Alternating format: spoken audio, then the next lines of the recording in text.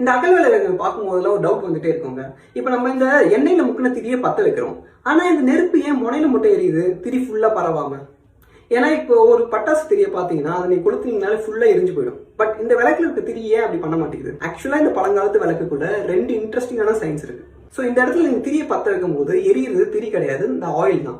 And பொதுவாக ஆயிலுக்கு வந்து igniting temperature ரொம்ப ரொம்ப கம்மி.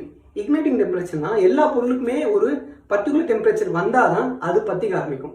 அதுக்கு கீழே அது எரியவே எரியாது. ஏன் பெட்ரோலுக்குமே கூட இதே இல்லாதான். ஸோ நீங்க வத்தி பூச்சியை எடுத்துட்டு வந்து இந்த பத்த வைக்கும் போது அந்த எண்ணெயில முக்கின திரியில எண்ணெய் மட்டும் தான் எரிய ஆரம்பிக்கும், திரி எரியாது. ஓகேங்களா?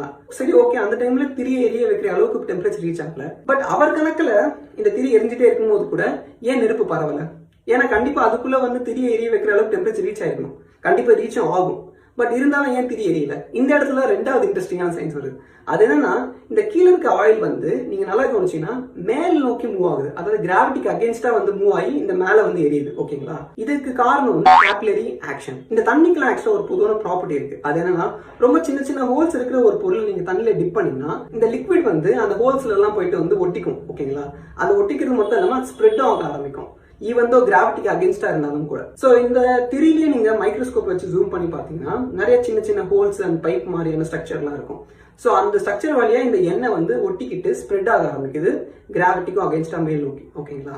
சோ இந்த கேபிலரி ஆக்ஷன் மூலமா கீழ இருந்து மேல வர அந்த ஆயில் வந்து இந்த த்ரெட்டை, அதாவது திரியை வந்து கூல் டவுன் பண்ணும். அதாவது ஆயில் கூலிங் நடக்குது இந்த இடத்துல. ஓகேங்களா? இந்த இடத்துல இந்த மேல எரிஞ்சிட்டு இருக்க நெருப்பு வந்து திரியை சூடாகிக்கிட்டே இருக்கு.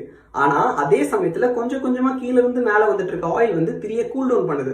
சோ இந்த சின்ன அகல் விளக்குல igniting temperature difference and capillary ஆக்ஷனால கிடைக்கிற கூலிங்கோடைய எஃபெக்ட் நல்லா ஒர்க் ஆகுதுன்னு நீங்க கவனிக்கலாம். நம்ம சுத்தி இருக்க சின்ன சின்ன விஷயத்துலாம் சந்தோஷம் இருக்குன்னு சொல்லுவாங்க.